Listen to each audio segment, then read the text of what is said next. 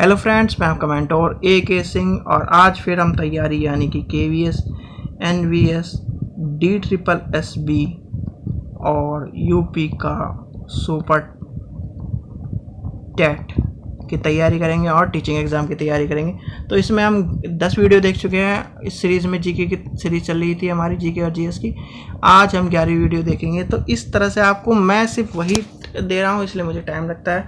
बहुत से जो मेरे फ्रेंड्स हैं ये कहते हैं कि आप रोज़ वीडियो नहीं बनाते। रोज़ वीडियो बनाने के लिए मैं ये नहीं देता कि आपको कुछ भी उठाया आपको दे दिया।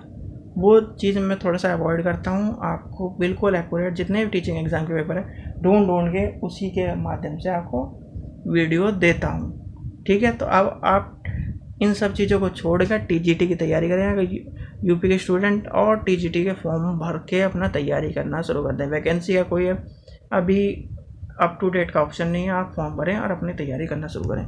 तो चलिए समय व्यर्थ न करते हुए वीडियो को देखते हैं और आज के जो इम्पोर्टेंट टॉपिक्स हैं उन पर ध्यान देते हैं, उनको समझते हैं। चलिए तो शुरू करते हैं। 11 में इससे पहले कि आपको जो 10 भाग हैं वो आपको चैनल पर मिल जाएंगे, जाकर आप देख सकते हैं। तो चलिए आज के जो क्वेश्चन है हमारे ओल्ड पेपरों के और जो बहुत सारे पेपर जितने all over India teaching exam के पेपर में कितने क्वेश्चन पूछे गए हैं कौन कौन से, वो आपके लिए देखते हैं। तो सिंधु घाटी सभ्यता की खोज कब हुई? तो सिंधु घाटी सभ्यता की खोज हुई थी 22 में, और ये 22 में खोज कब हुई थी? 22 में खोज हुई थी रेल ट्रैक बिछाते टाइम। और किसने खोज की थी? दयाराम साहनी ने। याद रखना, नाम और सन जरूर याद रखना। और कभी कभी बहुत से एग्जामों में डेट भी पूछी जाती है, पर डेट इम्पोर्टेंट नहीं है, आपको सन याद होना चाहिए। चलिए आगे देखते हैं। सिंधु घाटी सभ्यता का काल लगभग कितना है? तो वो है 2500 BC और AD आपको पता होना चाहिए, बिफोर और आफ्टर AD, आफ्टर डेथ और बिफोर क्राइसिस। इस जो ये चीज़ें हैं आपको समझ में आ जाएंगी जब आप वीडियो देखेंगे। चलिए आगे देखते हैं। हिस्ट्री की वीडियो में आपको समझ में आ जाएगा अगर हिस्ट्री की आपने वीडियो देखी होगी तो। हड़प्पा सभ्यता कहाँ तक फैली थी? तो सिंध, राजस्थान, गुजरात तक फैली हुई थी। ये आपसे पूछा गया। ये जो क्वेश्चन है ये MP के कोई सा एग्जाम में पूछा गया है, तो इसलिए आप इस तरह की चीज़ें ध्यान रखना। और राजस्थान के पेपर में भी ये क्वेश्चन पूछा गया था, इसलिए राजस्थान वाले स्टूडेंट भी ध्यान रखना। हड़प्पा के लोग किसके साथ व्यापार करते थे? तो व्यापार करते थे समूह के साथ। चलिए आगे देखते हैं। सिंधु घाटी सभ्यता के लोग के बारे में निम्न में से किसकी पूजा करने के विषय में जानकारी प्राप्त होती? तो वो जो आपने देखा होगा तो वृक्ष की पूजा करते थे, पशु की पूजा, मूर्ति देवी और भगवान शिव की पूजा करती तो। और भगवान शिव की मूर्ति कहाँ से मिली है आपको ये पता होना चाहिए, पूछा जाता है। सबसे पुराना वेद कौन सा है? ऋग्वेद है। और वेद कितने हैं? तो 4 वेद हैं हमारे, ऋग्वेद, अथर्ववेद, यजुर्वेद और सामवेद। ये आपको पता होना चाहिए वेदों के बारे में। सबसे एक ये इम्पोर्टेंट क्वेश्चन है, KV में भी पूछा गया है, DSSB में भी पूछा गया है, NVS में भी पूछा गया है, UP के सुपर टेट में भी पूछा गया है और ज़्यादातर टीचिंग एग्जाम में पूछा गया है। तो इसलिए इसका ध्यान रखना। सबसे पुराना वेद कौन सा है, वेदों की संख्या कितनी है, पुराणों की संख्या कितनी है, उपनिषद कितने हैं हमारे उपन्यास, ये सब चीज़ें पता होना चाहिए। आर्य लोग भारत में कहाँ से आए? तो मध्य एशिया से आए थे, यही पूछा गया है। ये बिल्कुल जीके के जो जिसे कहते हैं फेवरेट टॉपिक में से एक क्वेश्चन था कि आर्य के कहाँ से आए। ये भी कई बार पूछा गया, KV में सब में पूछा गया था। प्रसिद्ध कानून निर्माता किसको माना जाता है? तो वो माना जाता है मनु को माना जाता है, ध्यान रखना। चलिए आगे चलते हैं। आर्यों के विषय में निम्न में से कौन से कथन सत्य नहीं थे? तो वो था एक कि आर्य लोग संस्कृत बोलते थे। आपको पता होना चाहिए आर्य लोग संस्कृत नहीं बोलते थे। ये क्या नाम कथन के ऊपर क्वेश्चन था, मैंने आपको डायरेक्ट उठाकर यहाँ पर सीधे आंसर बता दिया, क्योंकि जो हम पेपर देते हैं उसमें 4 ऑप्शन रहते हैं, उसमें आपको क्वेश्चन के साथ बताना। चलिए आगे देखते हैं। महात्मा बुद्ध का जन्म कहाँ हुआ? तो लुम्बिनी में हुआ था, सबको पता है लुम्बिनी में। और जन्म का टाइम क्या था? तो 563 BC। अब एक चीज़ मैं पूछता हूँ, महात्मा बुद्ध और जो गौतम जो बुद्ध थे और महात्मा जी, इनके बीच में कितना डिफरेंस था? तो और ये बताइए आप। चलिए, महात्मा बुद्ध का जन्म बता दिया हमने 563। आगे देखते हैं। महात्मा बुद्ध को देव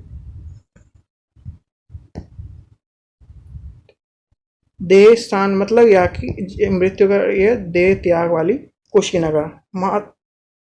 महात्मा बुद्ध का ज्ञान की प्राप्ति किस वर्ष हुई थी? तो वो हुई थी 35 वर्ष में। और गौतम बुद्ध की कब हुई थी वो आप कमेंट सेक्शन में बताइए। आगे चलते हैं।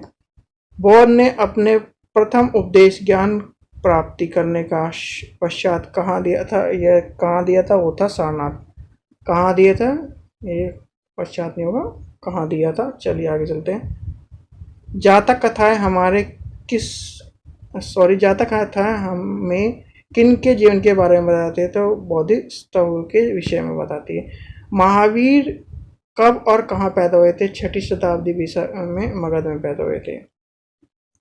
महावीर का वंश और जाति में थे कौन से? तो जाति और वंश में थे तो लिच्छवी जाति के थे, क्योंकि उनकी माता का नाम भी उसी जाति से रिलेटिव माना जाता है। जैन धर्म के संस्थापक महावीर के विषय में कहा जाता है कि वे अन्य कई ऋषियों के बाद आए थे। तो वो कौन से थे? वो कौन से तीर्थंकर थे? 23वें तीर्थंकर के बाद आए थे, यानी 24वें तीर्थंकर थे, यानी कि एक तरह से सन्यासी थे।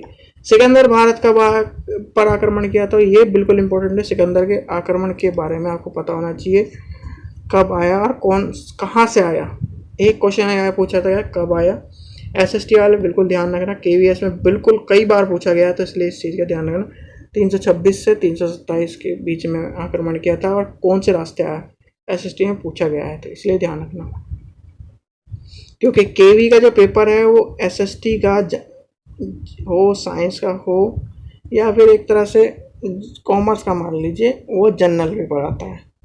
और जो NVS में आता है वो सब्जेक्ट वाइज आता है, तो इसलिए आप इस चीज़ का ध्यान रखना।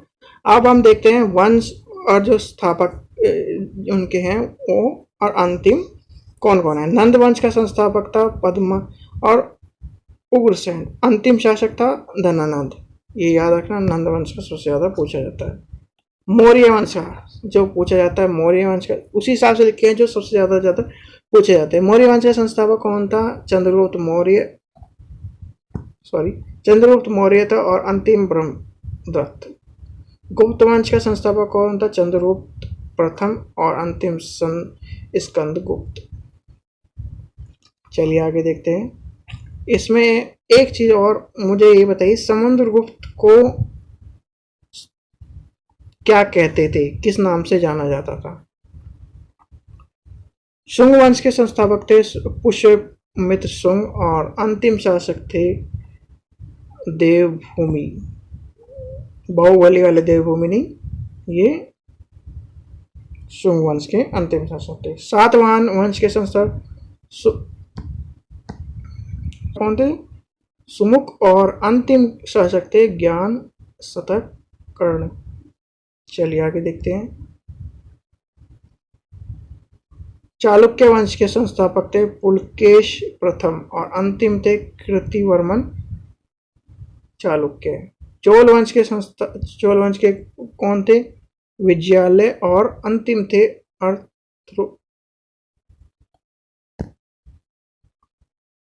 चलिए राष्ट्रकूट के बारे में कई बार पूछा गया, तो राष्ट्रकूट का भी देख लेना।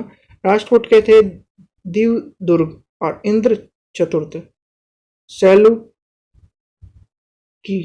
वंश के सालुंकी वंश के संस्था मूल राज प्रथम, और इसके क्या नाम अंतिम शासन के बारे में नहीं मिला।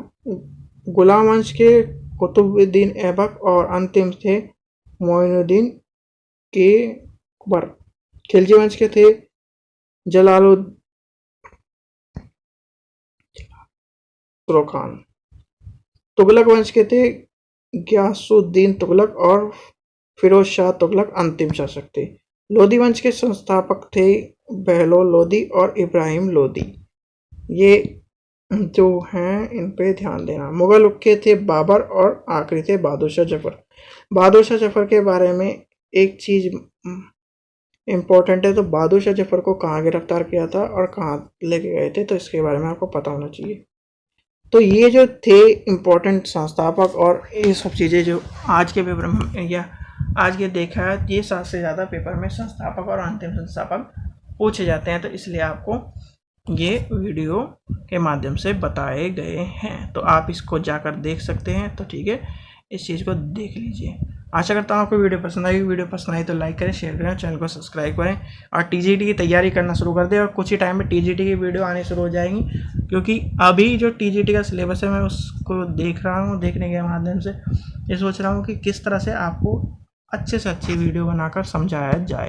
तो आशा करता हूँ वीडियो को लाइक करेंगे आप और चैनल को सब्सक्राइब करेंगे और अपने फ्रेंड को ज़्यादा से ज़्यादा वीडियो शेयर करेंगे। Thank you.